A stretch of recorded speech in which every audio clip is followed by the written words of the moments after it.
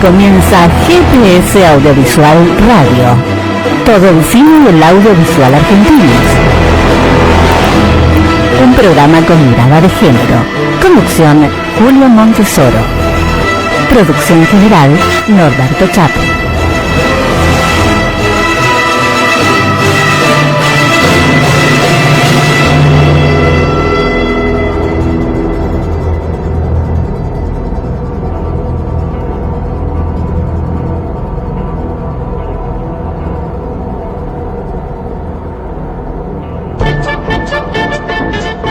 ¿Sabías que la película más vista de 2015 fue El Clan? El drama policial dirigido por Pablo Trapero y protagonizado. ¿Sabías que la película más vista de 2010 fue Igualita a mí? La comedia, dirigida por Diego Kaplan y protagonizada por Adrián Suárez y Florencia Bertotti, convocó a 832.000 espectadores en esa temporada. GPS Audiovisual Radio. Sabemos de cine. ¿Sabías que la película más vista de 2016 fue Me casé con un boludo? La comedia, dirigida por Juan Taratuto y protagonizada por Adrián Suárez y Valeria Bertuccelli, convocó ese año a 1.982.000 espectadores. GPS Audiovisual Radio. Sabemos de cine.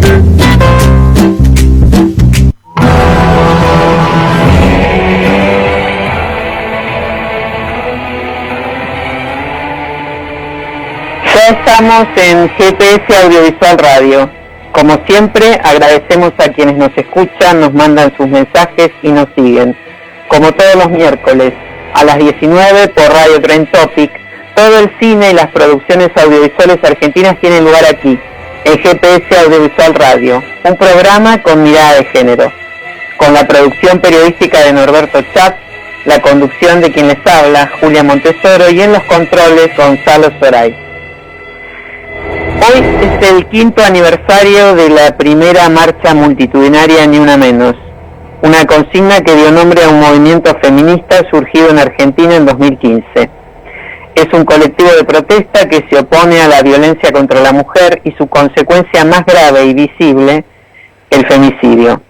Nuestro programa de hoy está entonces dedicado a las mujeres, a las víctimas y a las que luchan día a día por la paridad de género, el castigo a los responsables de los crímenes de género y el derecho al aborto libre y gratuito. Bueno, en el comienzo del programa de hoy tenemos ya un invitado. Hace 15 años, dijo, todos los días me miraba al espejo mientras me hacía el nudo de la corbata y me sentía un infeliz. Esteban Bigliardi dejó la abogacía y comenzó a vivir una segunda vida como actor. Actualmente tiene más de 20 películas filmadas.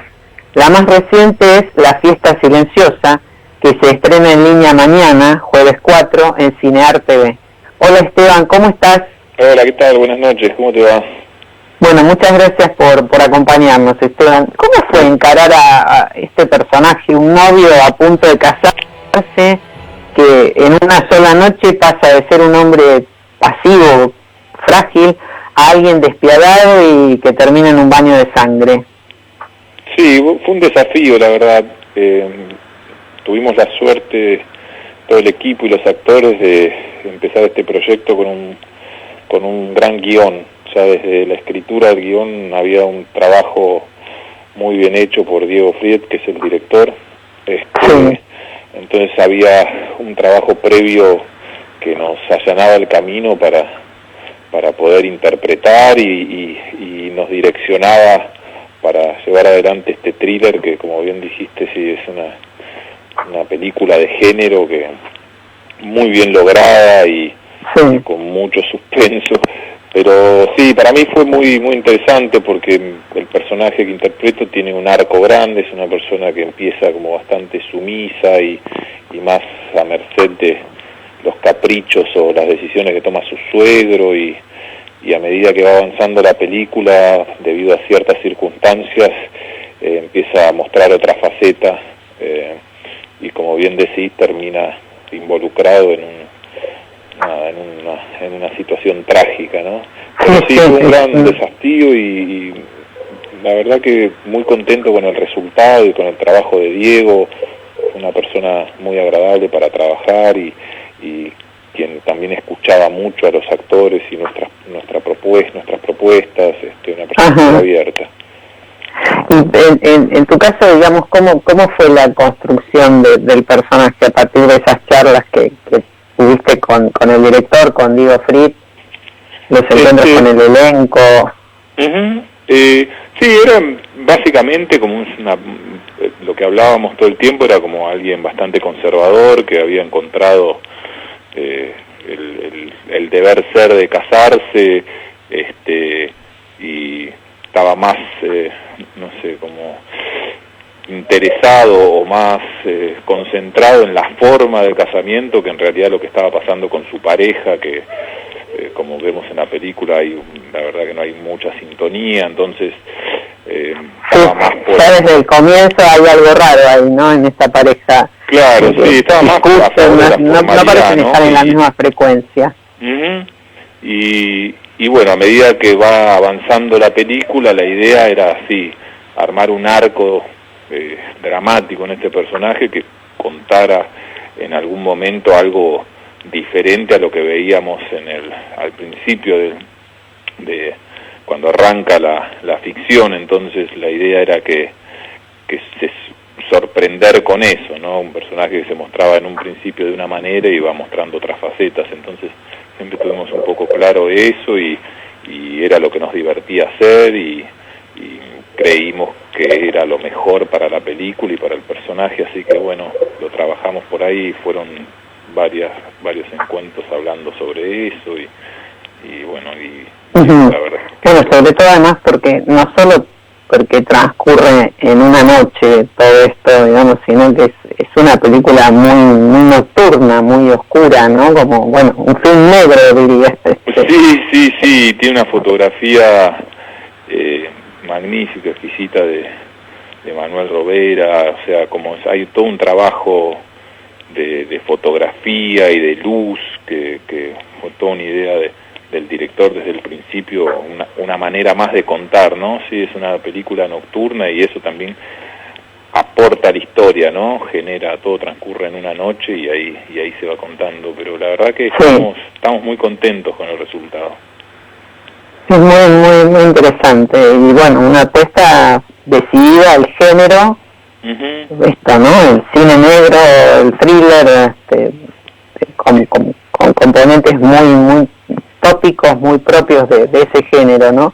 Sí, ahora también trabajada o sea, es una película, no lo digo despectivamente, sino que es una película chica, o sea, no tiene explosiones ni nada, pero es fiel al género, o sea, como la posibilidad de hacer, respetando ciertas reglas del género, creo que sale más que airosa, ¿no? Sí, absolutamente, sí, estoy totalmente de acuerdo. En La fiesta silenciosa que estamos hablando, es la película que vos coprotagonizás, aparecen tópicos sociales actuales, digo, la incomunicación, el miedo, la soledad. ¿En qué parte te identificás con esos temas? ¿Cuál es tu aporte a la hora de componer ese personaje? Bueno, son en realidad de alguna manera todos, qué sé yo, el miedo, la incomunicación, el egoísmo en el sentido de pensar solo en lo que uno quiere y no en lo que está en el otro. Son todas cosas que de alguna manera nuestra sociedad experimenta y que nosotros también por momentos somos víctimas, ¿no? Entonces, en mayor o menor medida, como actor uno tiene la posibilidad de estas experiencias o sociales o personales, que terminan siendo siempre personales, ¿no? Focalizarse en eso y tratar de vivenciarlas con mayor intensidad durante el rodaje para poder expresarlas. Nadie es ajeno, ninguno de nosotros somos ajenos a la ira, a los celos, a la incomunicación, no sé, a cualquier padecimiento emocional o de sentimientos del ser humano, y como actor lo que uno hace es buscar, escarbar en experiencias propias o en cierta memoria emocional que podemos tener de haber experimentado eso con mayor o menor intensidad. Hay gente que lo vive generalmente en un drama o en una película como esto, las pasiones están a flor de piel y de alguna manera más exacerbadas para cumplir ser funcionales al argumento y a la ficción. Entonces lo que uno hace, pero no es algo que no sea ajeno, ¿no? A veces siempre nos preguntan a los actores ¿y cómo fuiste a ser una persona tan ajena a vos, un asesino? Y bueno, sí, no soy un asesino, pero de alguna manera los sentimientos en un grado mucho más leve y tranquilo que llevan a alguien a cometer un crimen, todos los podemos sentir. La verdad que nosotros, qué sé yo, los que no somos criminales, enseguida nos damos cuenta de que algo ahí no está funcionando y paramos en un límite. La persona que no puede dominar sus sentimientos avanza más y comete un crimen. Entonces hay algo ahí que no nos es ajeno, o sea, sabemos de qué se trata. Y como actores, sí, bueno, en este caso se traduce en un crimen, en otros casos puede ser golpes, puede ser distintas formas de violencia. Sí, ¿no? un insulto en la calle a alguien porque nos cruzó el auto es parte de del mismo volcán.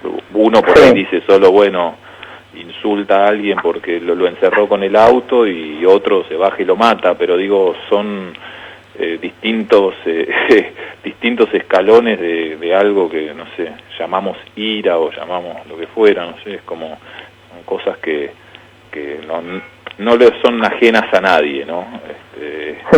Sí. Ahora, Esteban, desde mayo, desde el mes pasado, se puede ver también en línea la serie Manual de Supervivencia. Sí. Y ahí el protagonista está basado en tu propia vida. Sí. Ahora, salvando las convenciones del guión, lógicamente, ¿no? Sí. ¿Cómo es el proceso de desdoblamiento por el cual uno hace de sí mismo, de cierta forma?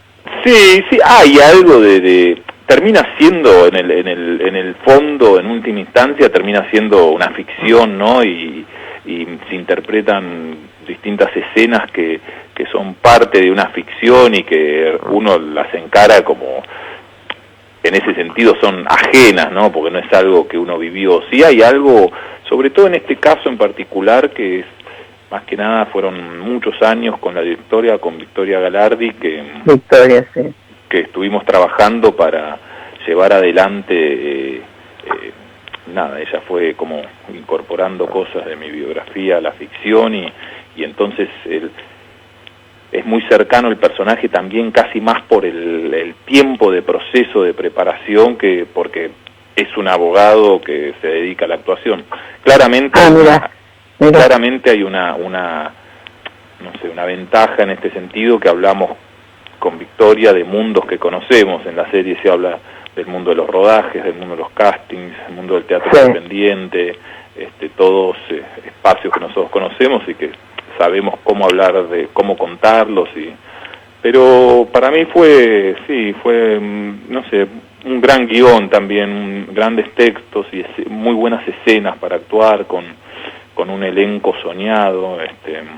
Dolores. ¿Y vos estás todo el tiempo Sí, hago como una especie, vendría a ser en cada capítulo como si una especie de anfitrión de actores y actrices geniales que admiro mucho y quiero mucho. Entonces ha sido para mí una experiencia alucinante, pasan Julieta Silverberg, Daniel Hendler, Violeta Ortiz Berea, Dolores Fonsi, Verónica Ginás, Susana Pampín. Un elenco realmente muy importante y muy variado, ¿no? Ahora, así como como este personaje que haces en Manual de Supervivencia, que es un abogado que dejó la abogacía para ingresar en el mundo de la actuación, ¿no? Que eso es lo que pasó con vos, según cuenta la propia Victoria Galardi, la directora, ¿no? de esta serie. Ese personaje en algún momento duda de estar en el camino correcto. Sí. Dice, no está seguro de que su proyecto de vida sea actuar. Por ahí trastabilla, ¿no? ¿A vos te pasó esto en ese proceso de largar la abogacía y meterte de lleno en el mundo de la actuación? No sé si dudar, o sea, más que nada uno se está más contrariado cuando no aparecen las posibilidades de trabajo, o cuando por ahí en los comienzos, por ahí en algún momento uno ve hacia adelante y ve un bache y no tiene por ahí algún proyecto en el momento, entonces dice que esto va a pasar, va a ser así para siempre. Yo siempre tuve una convicción fuerte de que eso es lo que me gustaba. Entonces, no sé, como por ahí fui temerario en ese sentido o cometí una locura, pero era como iba a ir hasta el final de eso, no sé, es como dudar, sí, uno duda de, bueno, ¿y cómo mirá? Me gustaría que me llamen, que va a hacer esto, hacer lo otro, y bueno, lo que uno desea por ahí tarda en llegar o se presenta después de otra forma distinta, pero de que eso es lo que yo quería hacer, la verdad que tuve la suerte o no sé, tuve muchas experiencias antes de actuar, probando muchas cosas, entonces sabía en el momento que descubrí la actuación que eso era. Y de claramente, manera, era por ahí.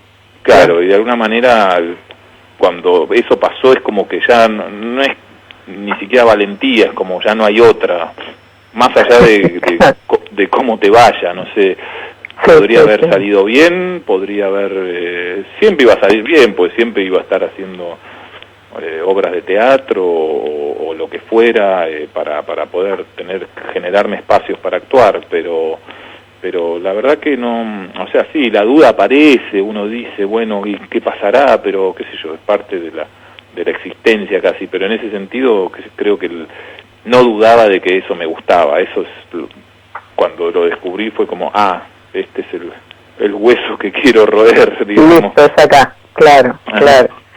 Ahora, bueno, en esto de incertidumbre, diría yo, ¿no? Que es un camino con incertidumbres, si aparecen los proyectos o no aparecen, si se resuelven, cuándo se resuelven.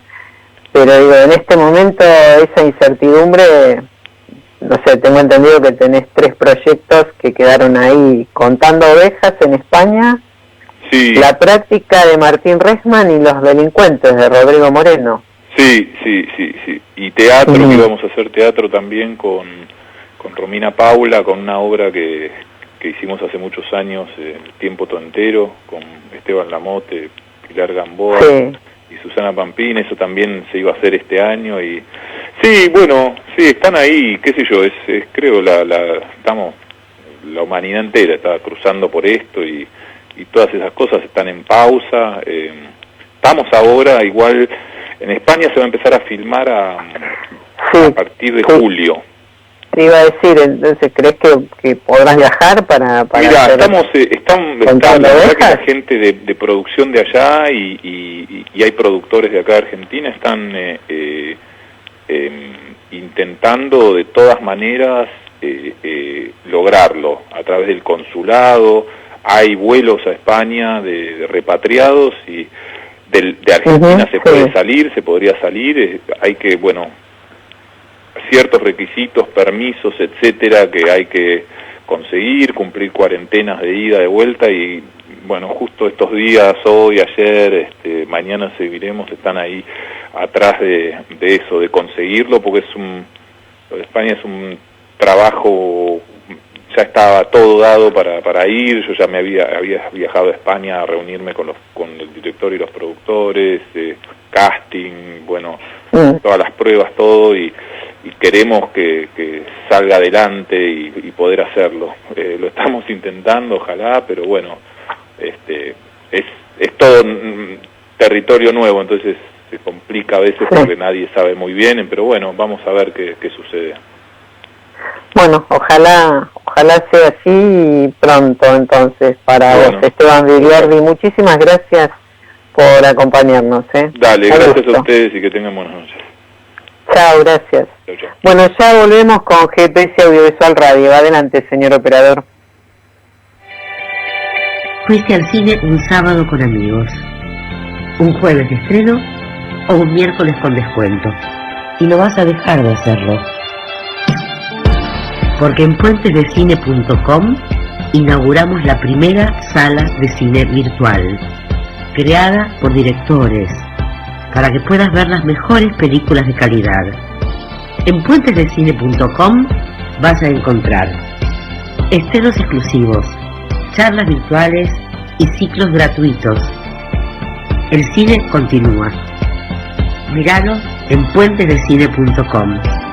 Seguí yendo al cine con un... Cadero informa que los síntomas del coronavirus son fiebre y tos, fiebre y dolor de garganta, fiebre y dificultad para respirar. Si tenés alguno de estos síntomas y estuviste en algún país de circulación del virus o en contacto con algún caso confirmado, no te automediques y consulta inmediatamente al sistema de salud. Si venís de un país afectado, te sugerimos que permanezcas en tu domicilio y no concurras a lugares públicos como escuelas, universidades, oficinas, clubes, teatros o cines. Las medidas preventivas son: lavate las manos con jabón regularmente, estornudá en el pliego del codo, no te lleves las manos a los ojos y la nariz, ventilá los ambientes y desinfectá los objetos que usás con frecuencia. Este es un mensaje de bien público promovido por Cadero, Cámara Argentina de Radios Online. Radio Trend Topic es digital, nativa y multiplataforma. Nos escuchás cuando y donde quieras. En vivo por Facebook Live y por demanda en Spotify, Google y Apple Podcasts. El momento de conectarte con tus pasiones es Trend Topic.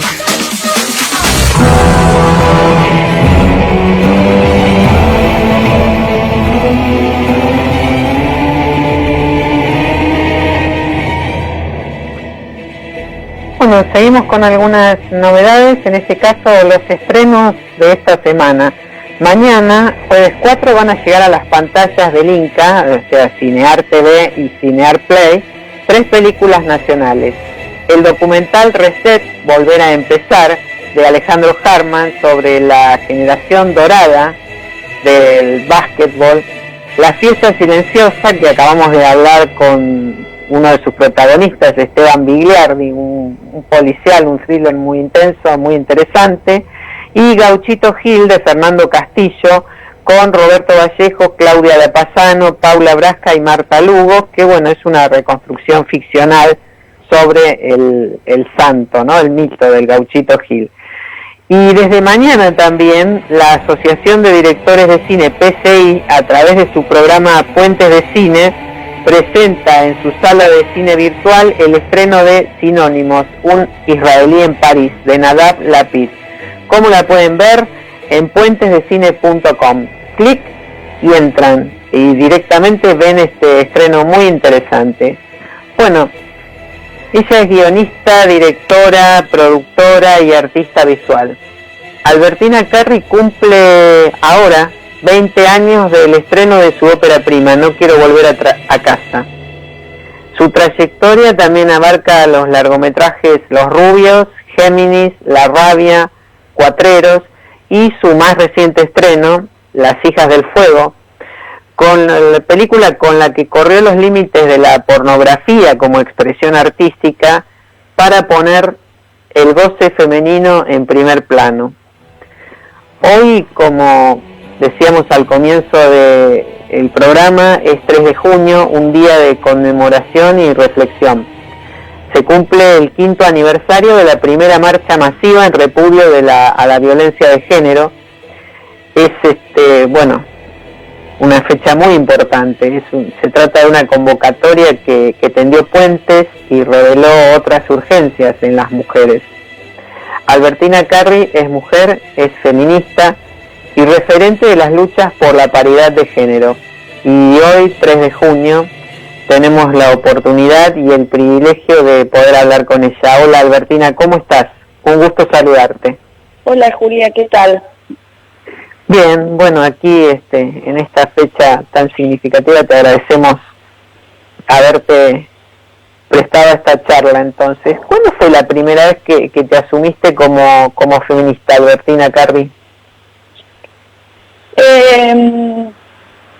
No lo recuerdo, pero creo que hace mucho tiempo, hace varios años. Ajá. Bueno, yo estuve casada con Marta Dillon muchos años, ¿no? Que es Sí. una de las fundadoras de Ni Una Menos, y entonces la verdad es que no lo sé, es un proceso imbrincado, digamos.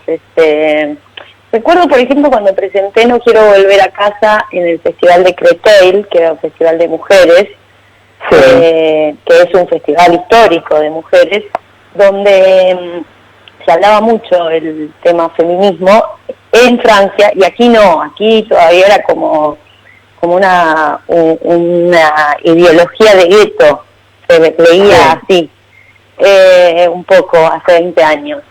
Yo nunca lo viví así, creo que eso, siempre tuve ciertamente una mirada feminista, incluso en mis primeras películas, aunque no sabía aún que se encuadraba en ese marco. Claro, sí, bueno, Sí. está muy presente esa mirada, sí, totalmente. ¿Y cuándo advertiste que el cine no era un gueto, como se decía, de los hombres a los que una mujer no puede acceder? ¿Vos qué obstáculos tuviste que sobrellevar para manejarte en ese mundo? Bueno, muchos, porque además yo en realidad empecé a trabajar en cine como asistente de cámara, o sea, antes de dirigir mis propias películas, o sea, mucho más antes de 20 años, digamos. El cine siempre históricamente fue un medio patriarcal, lo sigue siendo, aunque ahora hay muchísimas mujeres dirigiendo, somos es más o menos la misma cantidad de directores y de directoras mujeres del cine contemporáneo, pero de cualquier modo la industria es extremadamente patriarcal y siempre lo fue, y más en aquella época, y más para hacer técnica, ¿no?, de cámara, que era claramente un rol que ocupaban los hombres. O sea, las mujeres, había alguna que otra mujer productora, pocas, y las mujeres en general estaban en arte, en vestuario y El maquillaje, claro. Exactamente, maquillaje, peluquería.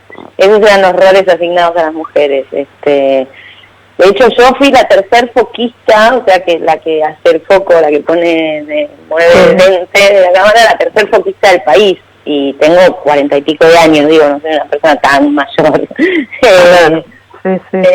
Sí, no había habido. Y ahora, digo, en todos los roles para hacer una película hay mujeres, hay profesionales. Pero bueno, en aquel momento no, era muy raro hacer la carrera de cámara pero de hecho a mí en mi primera película, cuando dirigí No Quiero Volver a Casa, el primer día de rodaje me pasó una cosa curiosa que me gusta contarla, porque yo estaba ahí sentada y era una escena con extras, y vienen los extras y viene una chica con un sobre de papel madera y me dice: discúlpame, ¿sabes quién es el director de la película? Y nada, me dice, no, la verdad que no tengo ni idea. Pero sí, eso, como nada.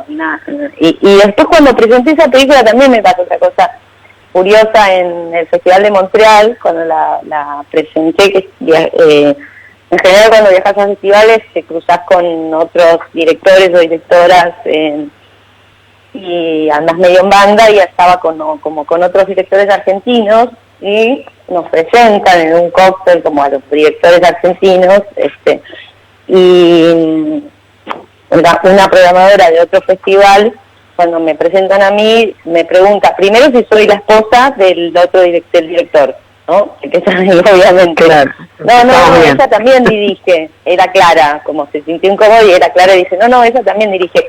Ah, qué bien, ¿un cortometraje? No, un largo, pero como había como que explicar un montón de cosas, ¿viste? Sí.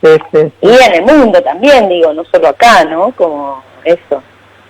Sí, también puedo decir, digo, a favor de algunos de esos personajes, que yo empecé a dirigir muy joven, tenía 20 y pico de años, y eso, como qué sé yo, por ahí también era como una curiosidad.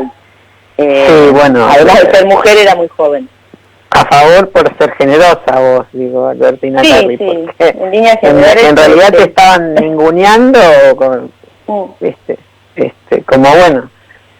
Con respecto a las técnicas todavía sigue ocurriendo eso, ¿no? Hay muchas mujeres que trabajan, como vos decís, profesionalmente dentro de la industria audiovisual aquí en Argentina, pero hay todavía bastantes dificultades para que accedan. Por suerte no ocurre tanto con directoras, aquí hay un buen número de directoras y bueno, se van abriendo caminos. Ahora, bueno, justamente hablabas recién de No quiero volver a casa, ¿no? Tu primer largometraje que, bueno, se cumplen 20 años de ese estreno. Sí. Permitime que te lea 2 críticas de aquel momento. La de un crítico varón que decía personajes ajenos, artificiosos y aburridos. Sí. Y la de una crítica mujer que dice, una indagación de la Argentina esbozada desde la mirada tradicionalmente silenciada de lo femenino. ¿Qué conceptos tenías vos sobre el cine hace 20 años? Bueno, no sé exactamente si me acuerdo, pero sí me acuerdo varias cosas, digamos, con respecto tanto a la realización de la película como luego a su lanzamiento y la crítica. Tuvo varias críticas duras. No sé, hubo una, me acuerdo, que también decía algo así como el cine tiene que conmover. No me lo olvido nunca más en la vida, porque para mí fue como un mensaje casi, bueno, fue lo recibí con violencia, digamos, ¿no? Como, ¿por qué el cine tiene que conmover? O en tal caso la pregunta sería, ¿qué conmueve del cine? O sea, ¿a vos te conmueve lo mismo que a mí? ¿Por qué damos por sentado que hay una sola manera de conmover? Por supuesto, esa crítica está escrita por un crítico muy conocido de la Argentina, y por otro lado, a mí, o sea, yo cuando decidí hacer No quiero volver a casa, convoqué al equipo diciéndoles, vamos a hacer una película en blanco y negro aburrida. Era como una de las condiciones que yo quería hacer una película en ese tono, digamos, en ese tono lento y... sí, no sé si es aburrida exactamente la palabra. En ese momento yo no estaba aburrida, pero sí... Quiero decir, si el propósito que era ese te salió mal, porque no era aburrida precisamente. No, está bien, pero bueno, podríamos decir que en la mirada un poco ingenua en tal caso, mía de aquel momento, esa era la manera de expresarlo. Creo que claramente lo que construye es una película áspera. Es una película que yo quiero mucho, por otro lado, la reivindico muchísimo, me gusta mucho, No quiero volver a casa. Y bueno, y eso, creo que sí, que fue también se estrenó en uno de los Bafisi, creo que era el segundo Bafisi, que el anterior había ganado Mundo Grúa, que es la primera película de Trapero, que es también una película preciosa, pero que es una película muy de otro estilo. De hecho, cuando apareció esta peli, lo que dijeron fue como, bueno, aparece la tercera posición, porque no la podían ubicar como en ningún lado. Había algo de eso. Sí, también creo que alguien escribió El lenguaje perdido entre las grúas, porque justamente, ¿no? Como película de Trapero apela a un tipo de conmoción más más mimética, podríamos decir, y No quiero volver a casa es una película que te genera otro tipo de tensión, ¿no? Trabaja otra lógica.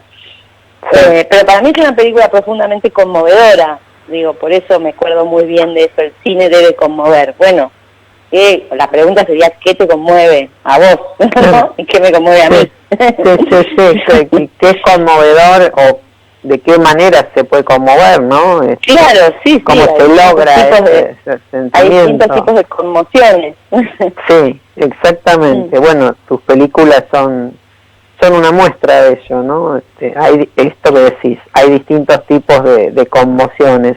Ahora, ¿cuál dirías, en tu filmografía, me refiero a los largometrajes, porque también tenés muchos trabajos para televisión, cortometrajes, abordaste desde distintas miradas conflictos y complejidades del universo femenino? ¿Cuáles son los ejes comunes que atraviesan tus distintas películas? ¿Qué dirías vos que hay ahí en común? Mira, cuando estrené ahora Las hijas del fuego, la última, también en una nota alguien escribió algo muy simpático que es Albertina Carri no existe, en realidad es un comando guerrillero que nos quieren hacer creer que es una única persona y son muchas. Me pareció muy, muy gracioso, mucho humor, digamos. Y creo que hay algo de eso, del comando guerrillero, ¿no? O sea, en un sentido, digo, como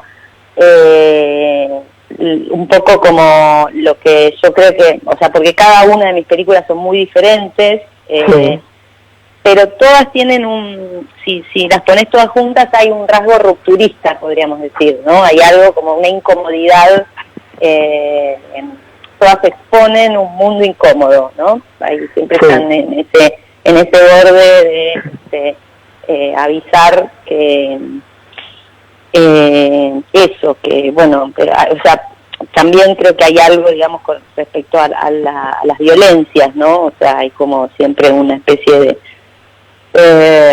denuncias directas, porque no diría que no son películas de denuncia directas, pero sí hay un trabajo sobre eso, sobre desnaturalizar las violencias. Sí. Yo pensaba en esto mientras te escuchaba, que ahí hay un rasgo común muy marcado, y sí, de formas muy distintas y distintas formas de la violencia al mismo tiempo, ¿no? Si me permitís el juego de palabras. Ahora, ¿cuál es el grado de autorreferencialidad que hay en tu obra? Digo, ¿hay un...? Sí, creo que sí, que hay y creo que todos les autores, ¿no? O sea, el cine autoral tiene un poco ese rasgo, ¿no? Hay algo de trabajar con lo más íntimo, y en ese punto, lo que no significa la vida privada, lo que no significa la experiencia misma del vivir, ¿no es cierto? Pero sí hay algo, digamos, yo en ese punto también digo, creo que lo que tienen en común todas mis películas es algo del orden de lo honesto, ¿no? Como eso, como lo visceral, lo honesto en esos términos también, ¿no? Sí. Que te puede gustar más o no, quiero decir, no justifica, pero sí, creo que es eso un poco. Ahora, bueno, el estreno más reciente tuyo es Las hijas del fuego, ¿no? De 2018, y ahí por primera vez pones en pantalla de un modo explícito el deseo femenino. ¿Y cuándo surgió en vos la determinación de hacer esa película? Venías trabajando un poco el género en unos cortos, pero la intención esta, es decir, voy a hacer esto.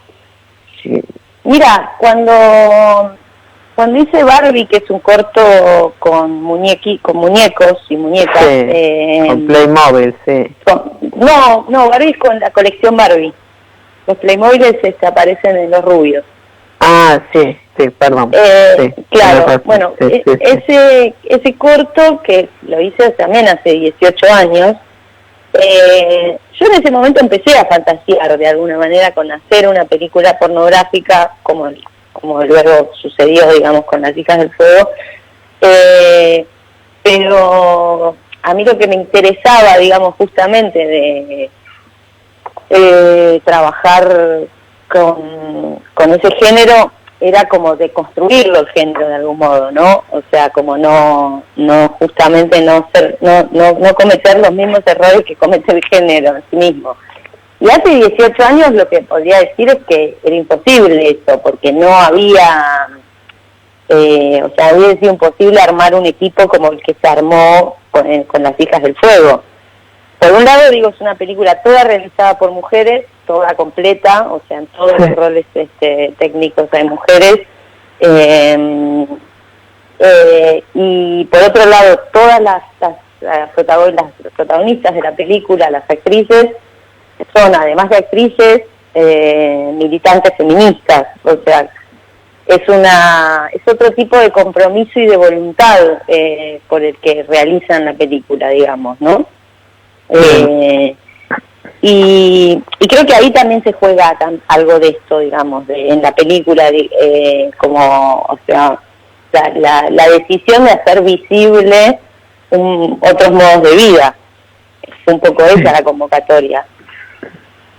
Desde algún modo puede ser vista hasta como un manifiesto, ¿no? Las Hijas del Fuego, en ese sentido, ¿no? En esto que decís vos, de hacer visibles otras formas del amor, del deseo, porque es una película de amor, además. Es una película de amor, sí.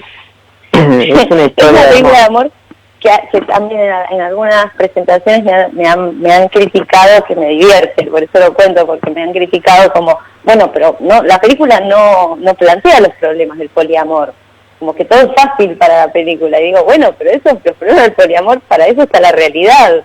O sea, claro. Yo quería hacer una película alegre, celebratoria. Después, sí, es una película, es celebratoria absolutamente, Las Hijas del Fuego. Y bueno, después de todo también, ¿qué pasa? ¿No pueden estas mujeres vivir ese poliamor de manera celebratoria, digo, sin conflictos? Sí, es una película además, como también eso, como es un manifiesto claramente, y me gusta que se lean esos términos, pero bueno, como tal, digo, después los problemas de la realidad son otros, hay que salir a ponerle el cuerpo. Claro. Ahora, bueno, finalmente la obra se completa con la mirada de afuera, ¿no? ¿Y qué complejidades tuviste que atravesar para plasmar la película? ¿Para Las Hijas del Fuego? Sí. Bueno, en principio es una película que hicimos con casi sin presupuesto, con muy poquito presupuesto, y poniendo como, bueno, eso, mucho compromiso, ¿no? La verdad es que en ese sentido, digo, es una película que se ve en términos de producción como una película grande, porque hicimos magia, digamos, tanto las productoras y todas las que fuimos ahí, pusimos eso, como que el valor agregado claramente fue eso, el compromiso, el recurso humano, pero se lee, digo, como en términos de puesta en escena, como una película hecha dentro del corazón capitalista, y bueno, y no, claramente una película totalmente outsider. Y ese fue uno de los asuntos de enfrentarse también a eso, porque, o sea, yo por un lado, creo que mi sexta película, o sea, ya tengo más o menos un nombre acá en la industria cinematográfica, y todas las productoras me recibían y me decían, qué bueno, dale, ¿cuál es tu próxima película? Y cuando se las contaba se quedaban medio congeladas. Me decían, ¿te parece, Albertina? Como y fue un poco, o sea, como abrir caminos de nuevo, abrir caminos, abrir cabezas y eso, y también otra de las cosas que puedo decir es que hubiese sido imposible hacer esa película sin ese grupo de mujeres, sobre todo las actrices, ¿no? Ese grupo de chicas militantes y comprometidas, y que también ellas se sintieron protegidas de algún modo por por esta trayectoria que yo ya tenía, digamos, ¿no? Que sabían que claramente íbamos a trabajar el género pornográfico desde este lugar. Así que eso, creo que era casi como una... Yo lo siento, viste, como esas historias de amor que, o sea, cuando te enamorás mucho de alguien y decís, nos habíamos esperado toda la vida. Bueno, yo siento un poco eso con Las Hijas del Fuego. Es una construcción colectiva que hicimos entre todas, digamos, como cada una haciendo sus propios caminos, ¿no? Y que nos encontramos ahí. Pero eso, siento que es como un embudo, como algo que nos fue llevando, que era evidente, era obvio que teníamos que terminar haciendo esto. Claro. Como un llamado. Mira, pues ahora, bueno, entre muchas otras cosas que dijeron de Las Hijas del Fuego, una de ellas es que inauguraba el post-porno. ¿Qué te sugieren las etiquetas y las calificaciones? ¿Y cuál es tu manera de definirla, esta película? Claro, yo en realidad me corro del post-porno porque considero que el post-porno es un género de la academia, en realidad, ¿no? O sea, como a mí me interesa, como en tal caso, ubicarla a la película como pornográfica, ponernos en ese lugar, porque la pornografía es un género cinematográfico. El post-porno no, es como más del arte o de la academia. Y me interesa discutir con un género cinematográfico, pero no solo es un género cinematográfico, sino todas las cinematografías del mundo se inician con la pornografía. O sea, lo primero que hacen los hombres, porque la verdad que los primeros que empuñaron las cámaras fueron hombres, fue hacer películas médicas, o sea, meterse adentro de los cuerpos, y películas pornográficas, digo, amateur, ¿no? Pero todas las primeras latas de imágenes de fílmico se encuentran esos materiales. Y por otro lado, una curiosidad de la pornografía es que la pornografía siempre fue igual, digo, es como un género, es de esos géneros que nunca cambió, siempre fue mecánica, neumática, claro. Heterosexual, abusiva, objetual. Las mujeres siempre fuimos un objeto de deseo, o sea, la pérdida de subjetividad total. Y entonces en ese sentido, digo, como de hecho desde las primeras olas del feminismo, lo que sostenía es que había que prohibirla la pornografía. Me parece interesante eso, como que seamos una banda de mujeres participando de este género, y también me parece interesante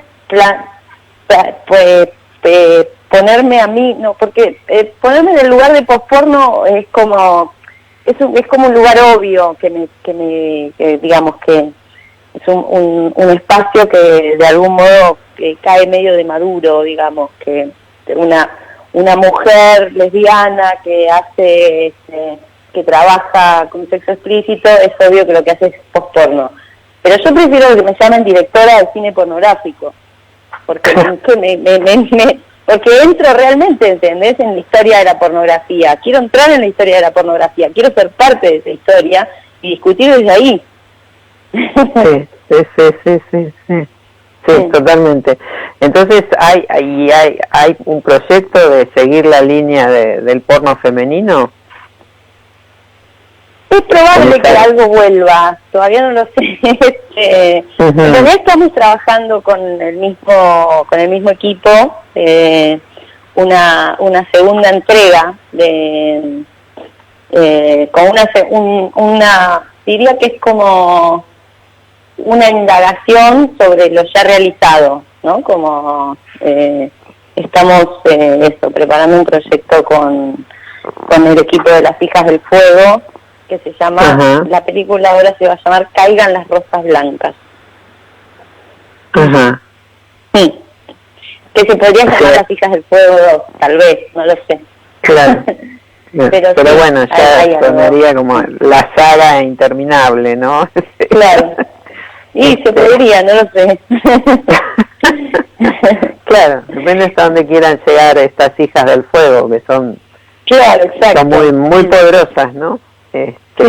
Ahora, vos el año pasado montaste la obra Tadeis, y ahí te hiciste cargo de resignificar un texto de Osvaldo Lamborghini. Pasada esa experiencia, ¿podrías decir que el cine es del director y el teatro es de los actores? El teatro es de los actores, sin duda. Eso es sin duda, pero el cine también es bastante de los actores, las actrices. Pero sí, yo como directora me siento más cómoda dirigiendo cine, podría decir. Tal vez por esto que decís, que hay algo de la posibilidad del control que tiene un poco más que tiene el cine, que el teatro no lo tiene. Pero sí, claro. pero el cine también es de los actores, Sí. El Star System, digamos, siempre fue eso, siempre las películas terminan siendo dirigidas por los actores. Creo que una de las grandes magias de aprender a dirigir es aprender a sobrellevar esa relación, ¿no?, tan particular con la persona a la que le pedís que se ponga frente a cámara. Sí. Hay algo también también supongo saber dirigir actores, ¿no? Digo, que en el cine es otro tema también, no siempre resulta, y bueno, los roles no están tan desarrollados, pero bueno, ese es tema de otro día, digamos. Albertina, vos dijiste en algún momento que justamente que el teatro adoctrina para establecer los roles binarios, ¿no?, masculino y femenino. ¿Y cómo fue tu proceso de esa adoctrinación, si cabe la palabra? ¿A través de qué herramientas entendiste que la elección sexual y la sexualidad es bastante más complejo y más completo que el binarismo?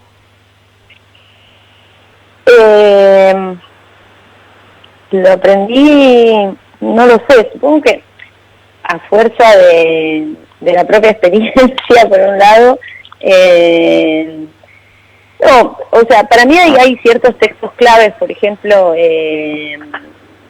no solo, digamos, los ensayos, digamos, o los textos más filosóficos o del pensamiento, como puede ser leer a Butler o algo de Paul Preciado, pero sobre todo a mí hay un libro que me marcó muchísimo, que es La mano izquierda en la oscuridad, de Úrsula K. Le Guin, que es, no sé, lo leí hace muchos años, a los 20 y pico, y era un poco como ¿viste ese tipo de textos que te encontrás y decís, ay, hay alguien que que todo esto que yo tenía en la cabeza y nunca lo hubiese podido expresar de ninguna manera, lo dijo, claro. Es una novela muy extraña, es una historia de amor en unos confines, es una distopía total, ¿no? Es una novela de ciencia ficción, pero un poco lo que les pasa a los personajes es eso, que van cambiando de género a lo largo de la vida.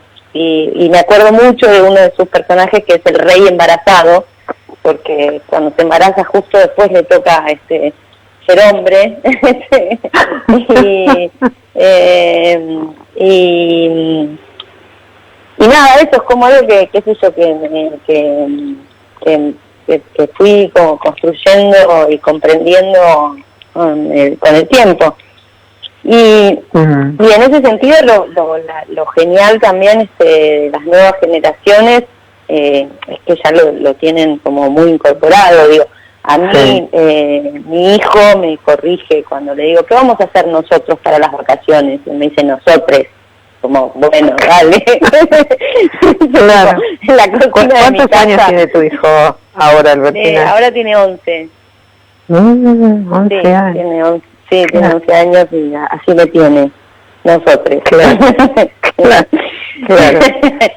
Claro, ponete las pilas, mamá. Claro, sí. Claro. Sí, que me pregunta, por ejemplo, ¿qué es lo que más te gusta hacer en la vida? Y yo contesto mientras voy manejando, mirando millones de cosas. Bueno, estar con amigos. Ay, amigues, mamá. Amigues, claro. Amigues, tenés razón.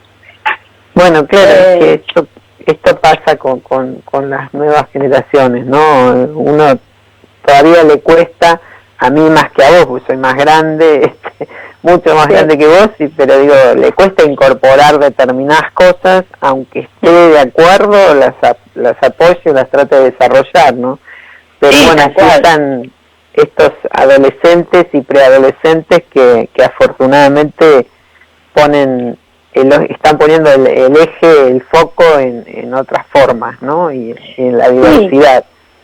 Sí, que me parece que está bien que sean ellos los que lleven ese discurso, digamos, ¿no? Como, bueno, o sea, a mí también cuando me corre mucho, te digo, bueno, yo me crié en el campo sin luz eléctrica en los 70. O sea, tengo algún derecho a ser incorrecta.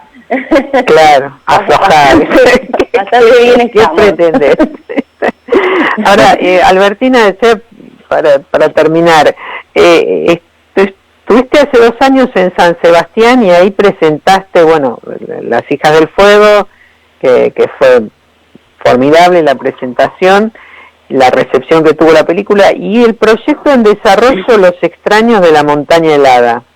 ¿Es un proyecto previsto para este año, interrumpido por la pandemia? ¿Qué otras cosas tenés en carpeta?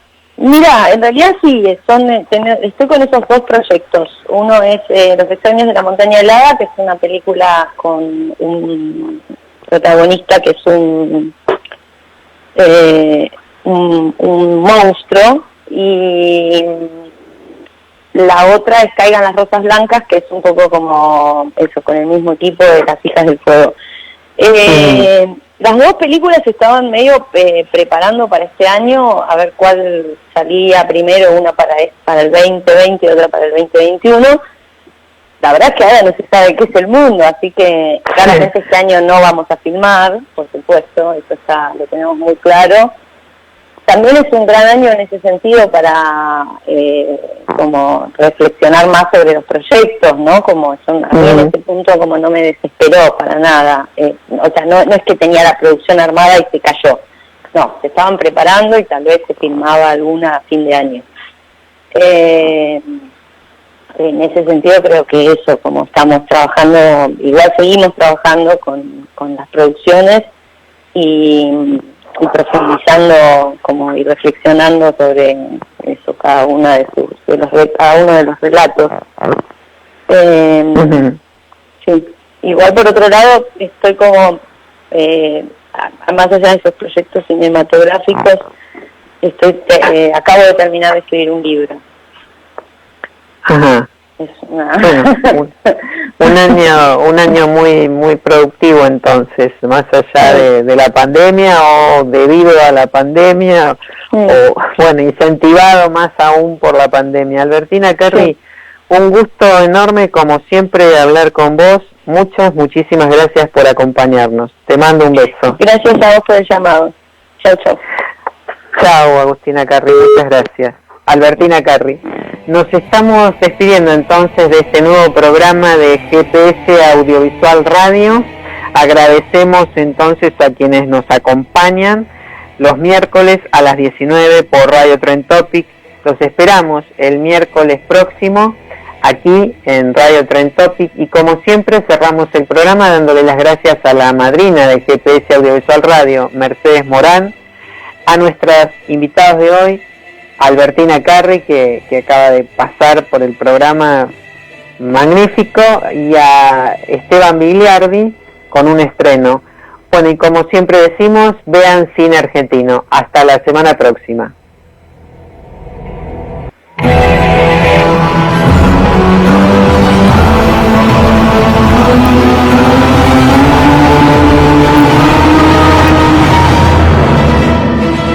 Esto fue GPS Audiovisual Radio.